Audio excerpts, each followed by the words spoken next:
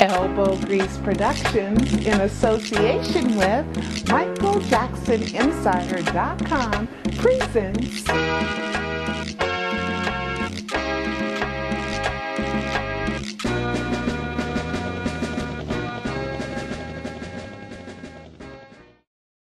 It seems to me, okay, and I am biased because I was a reporter at the 2005 trial, and I actually sat in the courtroom and I actually listened to testimony in 2005 trial, and they just had nothing to prove that Michael molested any kids.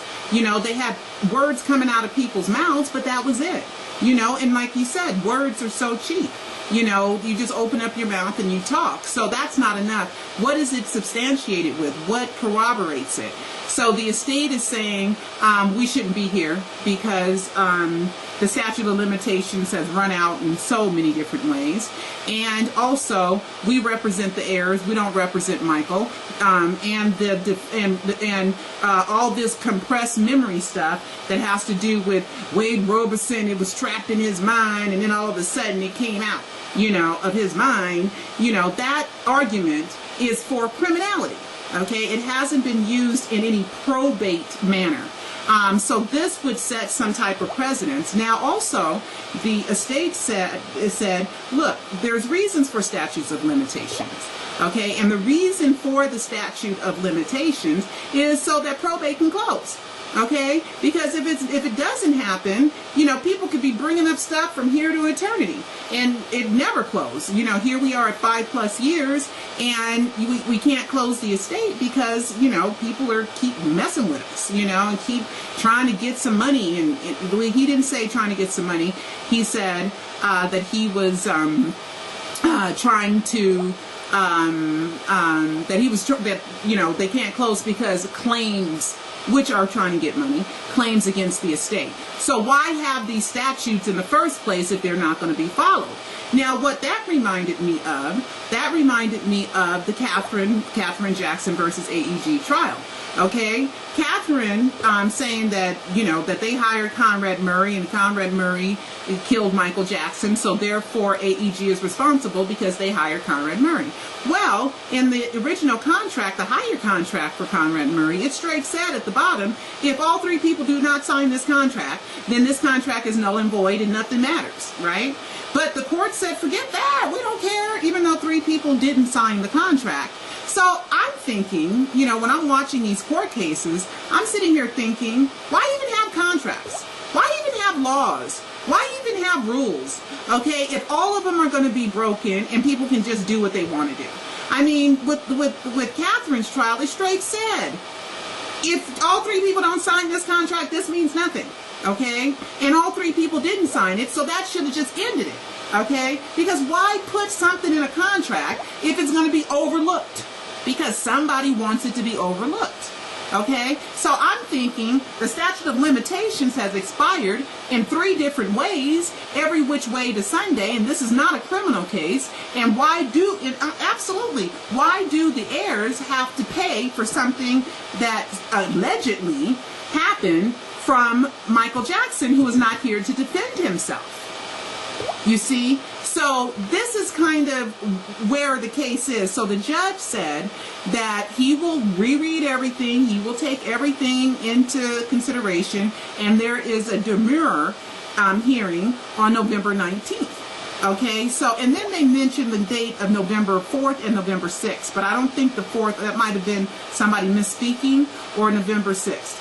But this equitable estoppel and this 9103, these are actually court cases in which you need to read those, I don't know if you call them clauses, or you call them laws, or you call them precedences, or you need, whatever you call them. Those need to be read to understand that they're trying to do exceptions to when this is that, when this isn't that, plus this, minus that, which was all just kind of like back and forth legal drama. It was called an Order 9103. And let's see, I'm looking at my notes to see is there any more stuff here, or if I've covered everything. Oh, I'm going to talk about a couple of little pieces of gossip. Not really gossip, but what happened. I got there, and the only person that I saw with the Jackson trial was Mr. Wiseman outside, in the hallway. So I walked up to him and I said, "Have you started yet?" And he said no. Okay, and so I decided to leave him alone, even though I could have talked to him and all this other stuff, but I really didn't want to talk to him. Only because it's a little uncomfortable, because I'm saying Michael ain't dead, so I don't know what I'm going to get back if I engage them too much in conversation. So I'm kind of a little bit hesitant to engage them in conversations. But what did happen, to the female and the male attorney, they were talking loudly. And kind of loud, and I'm on the other side of the hallway, and they brought up Tom Mesereau. They brought up the name Tom Mesereau, and I was, being nosy, and I was looking dead in their face. And then Wiseman said something to the male with the louder voice, and said something about me being there. And the other guy turned around and looked at me. And then the other lady just kind of, chuckled or whatever. And so that was that. So then they lowered their voices and I really couldn't hear, but they did bring up Mesereau.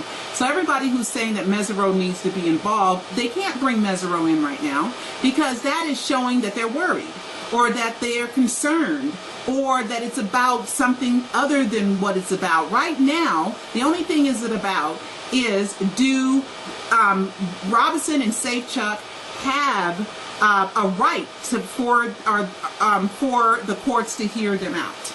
That's where it's at. It's not as did Michael do this or didn't Michael do this. We're not even there yet. But I did hear them talk about Tom Mesereau. So at least he is in conversation. So anybody who thinks that they should hire or talk to Tom Mesereau right now, I don't think they should make that public, even if they are talking to him right now, because it shows a sign of weakness. It shows a sign of maybe they're worried about something. It's just clearly not time for Mesereau. It's time to argue on, is it too late? Is it too late? Okay, here we go. Equitable estoppel. Thank you. Where a court will grant a judgment or other legal relief to a party who has not acted fairly. For example, by having made false representations or concealing material fact from the other party. So that has to do with them not giving all the information in discovery. And they talked about a couple of points there. And one of them was, we want to see what happened at Neverland. We want to get into Neverland, and we want to see everything that they found at Neverland. And the estate is saying, no, we're not going to do that until we get the matters at hand handled. Like, do you have a right to even bring this to a court when 3 of the statutes have all expired, and vastly expired at that? And do the estate handles the heirs? That's who they represent, not Michael Jackson, because Michael Jackson is a decedent, is dead. So they talked about that quite a bit. Let's see. Thank you, Jen. Oh wait, didn't I hear it's not about the money? So what's the point? Well, yeah, of course, you don't bring a claim against an estate that has brought in $700 billion when it's not about the money. Of course, people say it's not about the money, but of course it's about the money, because the estate can't do nothing but give you money, And they tried to act as if they're trying to do justice, and they're trying to get justice, and Michael was, they used the word, oh my God, serial pedophile. Oh my God, they used that word. And Wiseman hated it, and the male hated it too. The male attorney, he was like, oh brother, here we go. Okay. Let me look at some more notes that I have. They tried to do the prior acts thing, and that was, the Wade wrote, that was the Jordy Chandler and the Gavin Arvizo thing, which they haven't proven anything. Also, what they didn't bring up, which I thought was interesting, they didn't bring up that the FBI cleared Michael of any wrongdoing after investigating him for 13 years. The LAPD wouldn't even take the case because they were like, the LAPD investigated the case, in which the district attorney's office refused to bring charges, and the Department of Child and Family Services also investigated Michael Jackson and didn't find anything. So they should have brought those things up, but maybe that's later. They kind of wanted to, the estate wanted to keep it at the statute of limitations expiring, and you have no right to even say anything. And another thing that the estate didn't want to do, they didn't want to use the name Gavin Arvizo or Jordy Chandler, okay? And then when he didn't want to bring up those names, the Gradstone and his two attorneys, which was one female and one male, so they both had two males and a female with them, wanted to bring up, they said, oh, if you don't want to bring up the names are Robson and Safechuck. And he said, that's absolutely not true. That's absolutely not true. So then he described Jordy Chandler, and then he described Santa Barbara, okay, Arvizo. I don't know. He just said he didn't want to bring that stuff up. Let's see. Now, one thing that, you know, if Michael is alive, it's not good, because they could bring criminal charges against Michael if the statute of limitations is lifted. Okay, so and the argument of it was imprisoned in his mind until, you know, 50 million years later, and then now it's out. Okay, so so right now, of course, you can't bring criminal charges against a supposed illegally dead man. And I think that if Michael faked his death, he probably was sick of people suing him and didn't want to be sued anymore.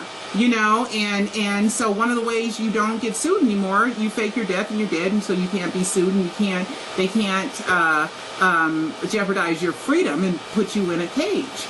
You know, and Michael might have sat there in 2005 and said, you know, I'm gonna, you know, fake my death, and because I believe he wanted to do it in the year 2000.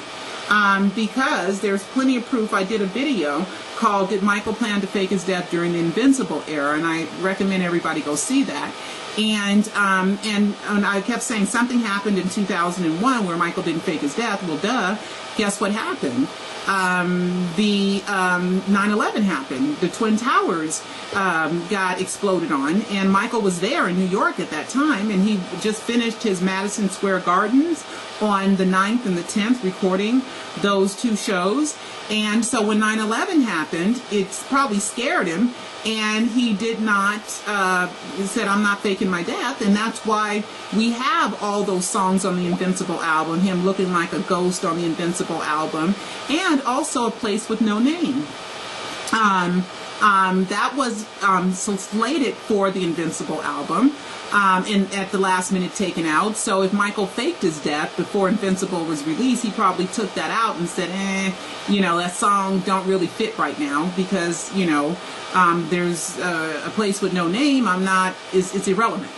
And so when Michael, to me, I just, with deductive logic and putting together all the things that I know, I think that while Michael sat there in 2005, he was like, I'm faking my death, and I'm never going to be sued as a living human being anymore, and I'm going to figure out a way out of this stuff, because they are not putting me in jail. And I remember at one point a false call that a verdict came down, and I remember Joe Jackson being absolutely panicked, running to the courthouse because it was a false alarm, and him moving people out of the way saying, where's my son, where's my son? I could cry right now just seeing him think of father's complete despair that they're going to take his son and put him in a cage. And I remember, and I never forgot that, and I haven't been able to find that footage anywhere, but I'd like to find that footage somewhere, you know, of him. But he was in total panic, and then we have Michael really die, and Joe Jackson doesn't even come to the hospital when he's a 45-minute plane flight away in Las Vegas. Are you kidding me? Thousands believed Tupac did it. Millions believed Elvis did it. But did Michael Jackson really do it? E-movie book, Pseudocide, Did Michael Jackson Fake His Death to Save His Life? By author Pearl Jr. It's the most shocking true story of our lifetime. Order yours today.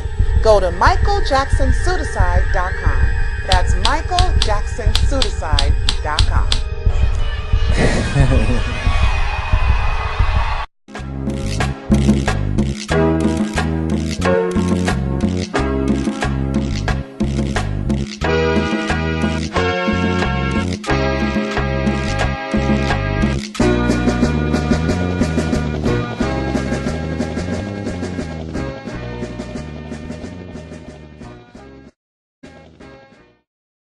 It seems to me, okay, and I am biased because I was a reporter at the 2005 trial, and I actually sat in the courtroom and I actually listened to testimony in 2005 trial, and they just had nothing to prove that Michael molested any kids. You know, they had words coming out of people's mouths, but that was it. You know, and like you said, words are so cheap. You know, you just open up your mouth and you talk. So that's not enough. What is it substantiated with? What corroborates it? So the estate is saying,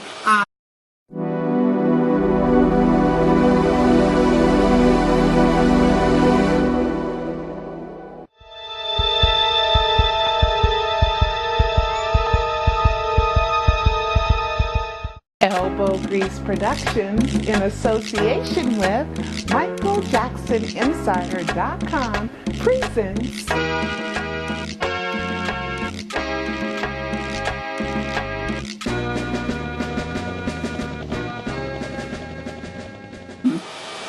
trying to that he was that you know they can't close because claims, which are trying to get money, claims against the estate. So why have these statutes in the first place if they're not going to be followed?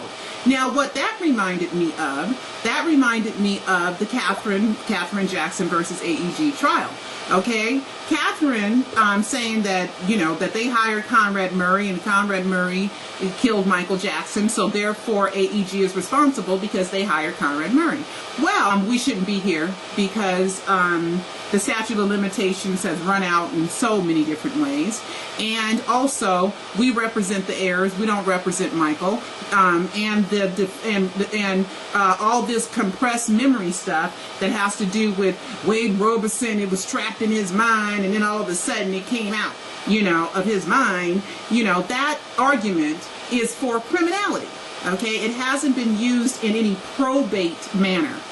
So this would set some type of precedence. Now, also, the estate said, look, there's reasons for statutes of limitations. Okay, and the reason for the statute of limitations is so that probate can close. Okay, because if it doesn't happen, you know, people could be bringing up stuff from here to eternity, and it never closed. You know, here we are at 5+ years, and we can't close the estate because, you know, people keep messing with us, you know, and keep trying to get some money. And he didn't say trying to get some money. He said that he was